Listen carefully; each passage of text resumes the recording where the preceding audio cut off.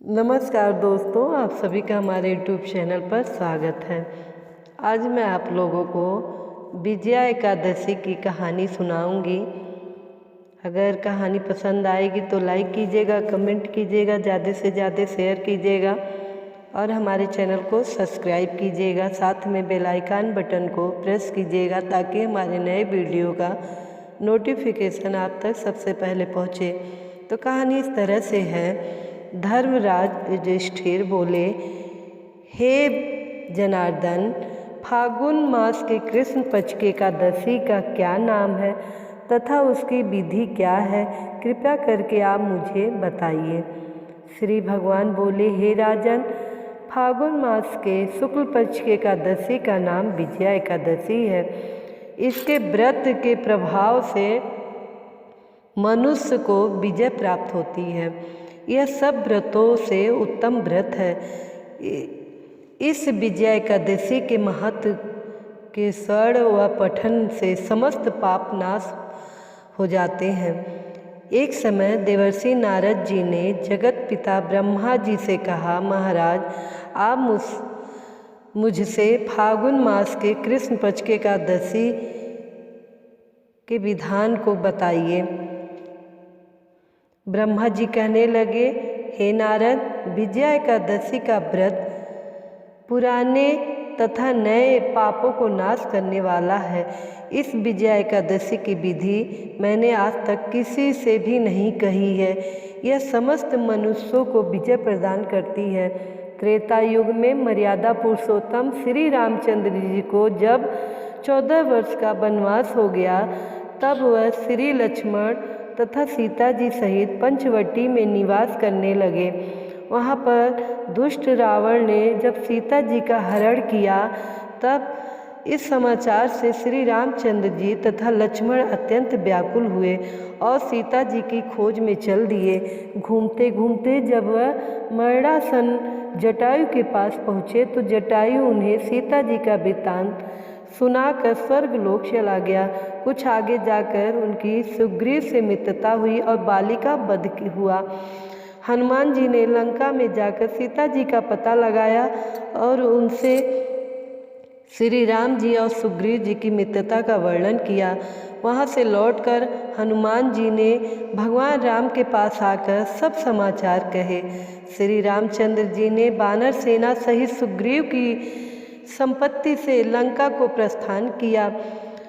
जब श्री रामचंद्र जी समुद्र के किनारे पहुँचे, तब उन्होंने मगरमच्छ आदि से युक्त उस अगाध समुद्र को देखकर लक्ष्मण जी से कहा कि इस समुद्र को हम किस प्रकार पार करेंगे। लक्ष्मण जी बोले, हे पुरुषोत्तम, आप आदि पुरुष हैं, सब कुछ जानते हैं। यहाँ से आधा योजन दूर कुमारी द्वीप पर वकदायलभ नाम का एक मुनि रहते हैं। उन्होंने अनेक ब्रह्म देखे हैं। आप उनके पास जाकर इसका उपाय पूछिए।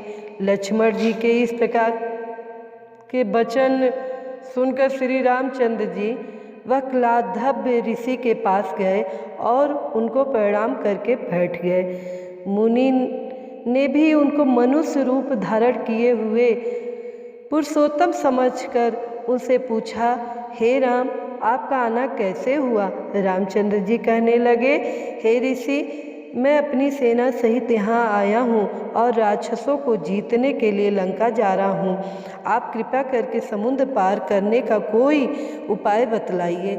मैं इसी कारण आपके पास आया हूँ।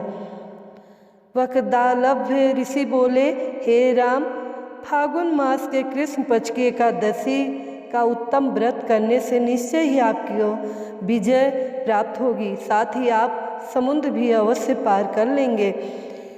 इस व्रत की विधि यह है कि दशमी के दिन स्वर्ण, चांदी, तांबा या मिट्टी का एक घड़ा बनाएं। उस घड़े को जल से भरकर तथा 5 पल्लव रखकर वेदिका पर स्थापित करें। उस घड़े के नीचे सत अनाज और ऊपर से जौ रखें। उस पर श्री नारायण भगवान की स्वर्ण की मूर्ति स्थापित करें। एकादशी के दिन स्नान आदि से निवृत्त होकर धूप दीप नैवेद्य नारियल आदि से भगवान की पूजा करें। तत्पश्चात घड़े के सामने बैठकर दिन व्यतीत करें और रात्रि को भी उसी प्रकार बैठे रहकर जागरण करें। द्वादशी के दिन नित्य नियम से निवृत्त होकर उस घड़े को ब्राह्मण को दे दें। हे राम, यदि आप भी इस व्रत को सेना सहित करेंगे तो आपकी विजय निश्चित होगी। श्री रामचंद्र जी ने ऋषि के कथा अनुसार इस व्रत को किया और इसके प्रभाव से दैत्यों पर विजय पाई। अतः हे राजन, जो कोई मनुष्य विधि पूर्वक इस व्रत को करेगा, दोनों लोकों में उसकी अवश्य विजय प्राप्त होगी। श्री ब्रह्मा जी ने नारद जी से कहा था, हे पुत्र, जो कोई इस व्रत के महत्व को पढ़ता या सुनता है, उसको वाजपेय यज्ञ का फल प्राप्त होता है। बोलो जय श्री हरि, बोलो जय विजया एकादशी।